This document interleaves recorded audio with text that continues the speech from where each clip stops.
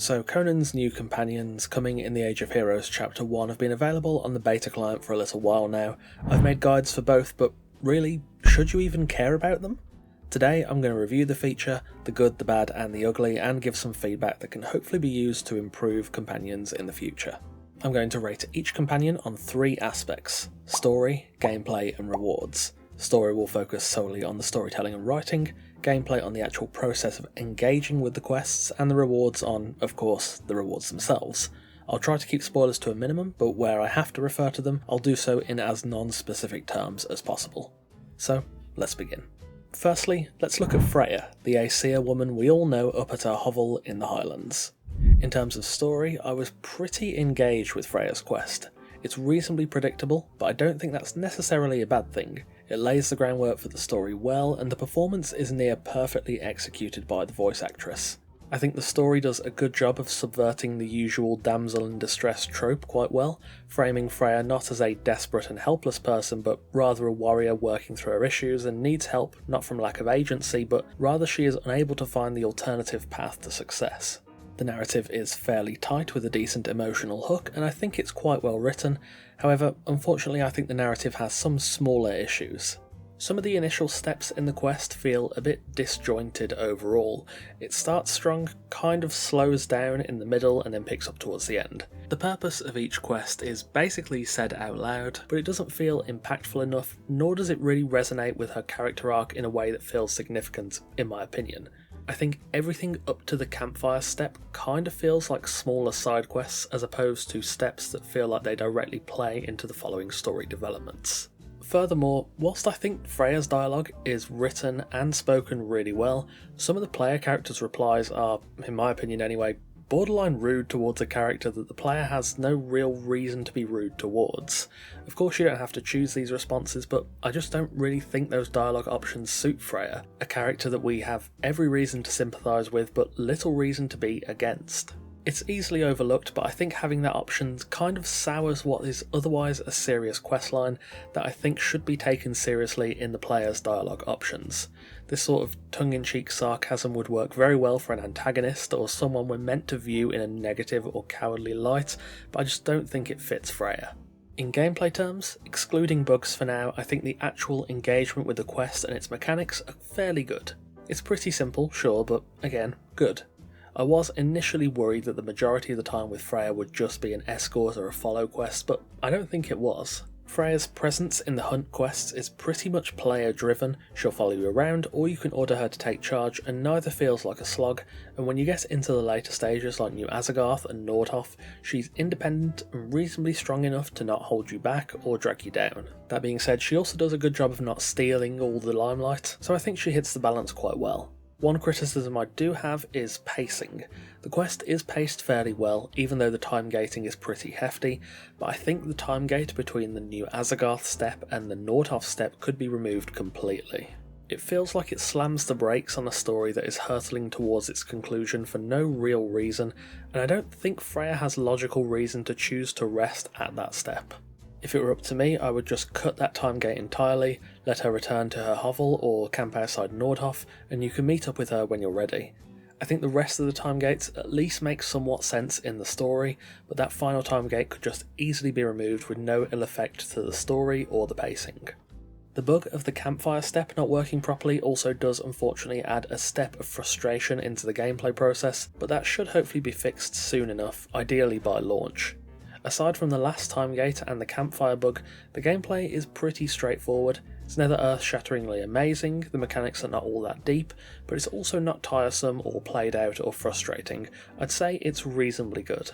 Finally, the rewards. Freya's sword, Your Thrimmel, probably butchered the pronunciation again, and Freya herself as a follower. At the time of recording, there's a bug where you get Freya with no perks if you're in a clan, and there's also a bug where the sword itself isn't on Freya's person when you acquire her. They do sour the experience of the reward quite a lot, but they were already known coming into the beta, so I think it's a safe assumption they'll be fixed by the time this update hits the live servers. The sword is alright. An agility scaling short sword, it's just decent.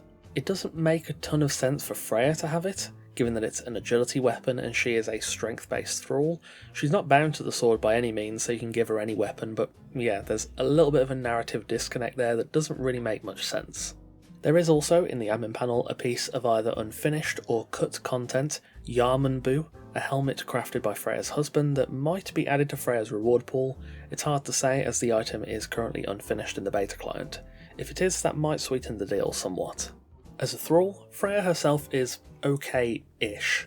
Her perks are pretty good, but I think she needs an actual stats buff. Her melee damage modifier is 1.716, and her ranged is 1.584, which is honestly pretty pitiful compared to Liu Fei, who we'll get to later. I think she could really do with a buff to make her competitive with Liu Fei. I don't think it makes logical sense that the self-proclaimed Valkyrie of the Aesir falls so low on the damage modifier scale. So let's give it the ratings. On the story front, I give it a 7 out of 10. Reasonably tight, well performed, and with a good emotional hook. The things that let it down are the more meandering middle section, where it feels like the quests are not really playing fully into their effect on the latter half of the questline, and also a detriment for me personally are the player's available responses to Freya. I feel that just those options being there can kind of take away from the seriousness of what should be quite a serious questline. Gameplay, I'd give it a 7.5 out of 10.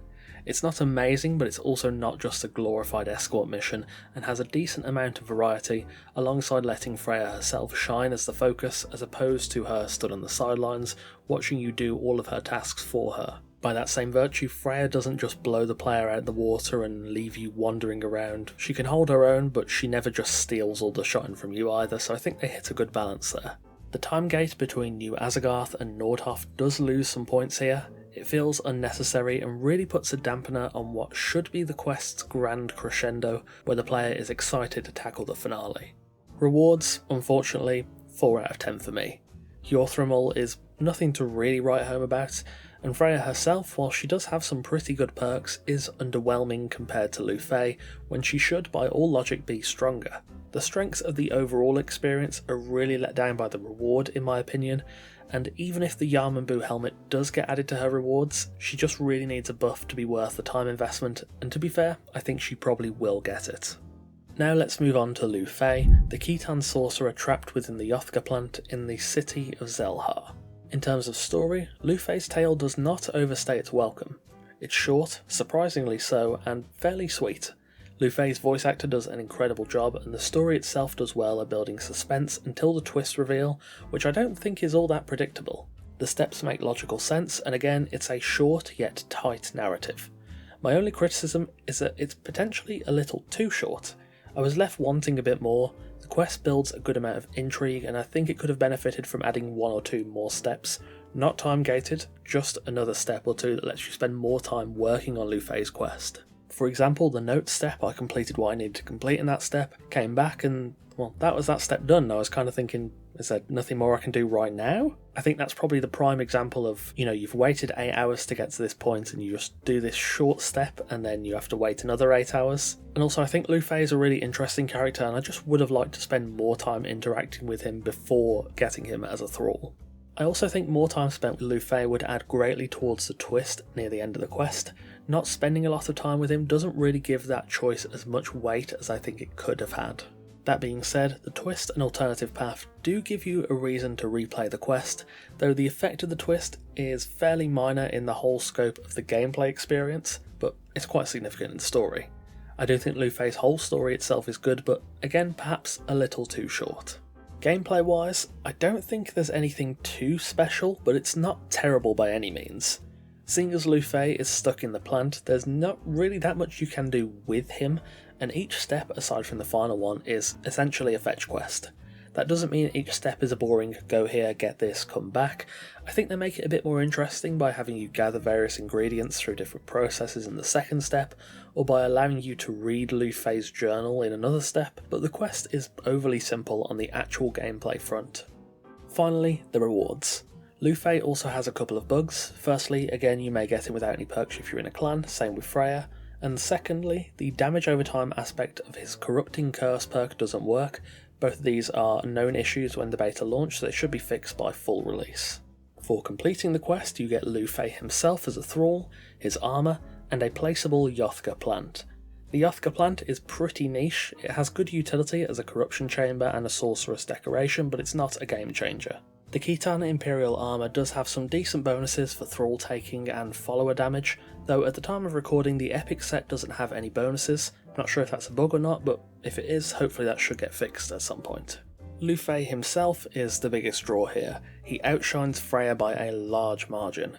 With a melee damage modifier of 2.34 and a range modifier of 3.24, he's up there with some of the best thralls in the game.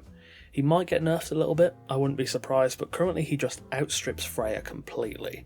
His perks are generally a little weaker, not useless though, but his actual stats are crazy for a thrall that logically I think should be at least a decent bit weaker than Freya, at least talking in terms of story and the role they play. So let's give it the ratings. On the story front, 6 out of 10. What it does fairly well, and the story twist is nice, but it all feels very self-contained. I suppose that makes sense in a way given that Liu Fei is alien to these lands and seems to have been trapped pretty soon after he arrived, but it all feels a little disconnected from the larger lore and experience of the exiled lands to me. I also think there definitely could have been 1 or 2 more non-time gated steps added in. Spending more time getting to know Liu Fei before the twist would have definitely added a bit more weight to the choice you have to make. On the gameplay front, 6 out of 10 also. Pretty simple stuff, and I think the gameplay does well with not just doing boring fetch quests, but actually having them be a little more engaging. My criticism would be that outside of the first step, sorcery is never really a factor in this quest for the player character, and I would have liked to have seen some more engagement with the sorcery system in this quest, as it is a prerequisite to actually engaging with the quest in the first place. Additionally, given how small and short some of the steps actually are, I think they could have benefited from a more engaging and unique gameplay style in those steps to help mitigate the fact of how short they actually are. On the rewards front, 8 out of 10. The Yothka plant is niche but will appeal to some people, the armour is fairly nice, and if nothing else it will at least be a decent transmog for Khitan roleplayers or sorcerers, and whilst Liu Fei's perks aren't the best, his stats are top tier. In total, Freya gets 18.5 out of 30 points, and Liu Fei gets 20 out of 30. So, to answer the ultimate question, should you care about Conan's new companions? I think there's reason to care, but different reasons for different companions and for different people. If you're in the market for a new, good thrall, Liu Fei is the standout option given his insanely high damage modifiers compared to Freya. If you're more interested in the story and the gameplay, and having a follower you have some form of attachment to, Freya is probably the better option, as I feel her story is rounded out nicely with a good emotional hook, but on pure stats she is a bit underwhelming, even though her actual gameplay perks do seem a bit better than Liu Fei's. If Freya is buffed up to be competitive or even better than Liu Fei in the future, I'd put them on a much more even playing field. The only difference really would be that Liu Fei is a bit faster to get. Overall, I think Liu Fei will edge out Freya for most people's choices.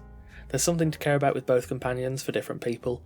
Their story, gameplay and rewards are not perfect by any means, but most people will likely want to engage with these long quests for the rewards, and in that aspect Liu Fei just takes the advantage with the enormous damage modifier he has. Ultimately, for a first outing with this system, I think Funcom could have done a lot worse. Definitely some improvements to be made in the future, especially in regards to time gating, and of course reward balance. Comparing Liu Fei and Freya, there's a wealth of difference there. But again, if you're looking for a good thrall, I think Liu Fei is a good pick and you should care about him, and if you're looking for a companion with more of an emotional hook, Freya is there too.